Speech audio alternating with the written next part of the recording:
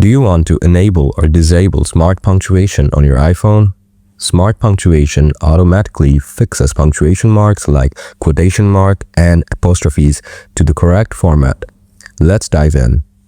Open Settings on your iPhone. Tap General. Scroll down. Tap Keyboard. Scroll down to find the Smart Punctuation toggle. Toggle on to enable Smart Punctuation. The switch will turn green. Or toggle off to disable it. The switch will turn gray. Test by typing in any app to see the punctuation changes. While you are on the keyboard settings, you can also adjust other text-related features. You could enable or disable features like auto-capitalization, auto-correction, and predictive to further personalize your typing experience. These steps will help you quickly turn Smart Punctuation on or off on your iPhone.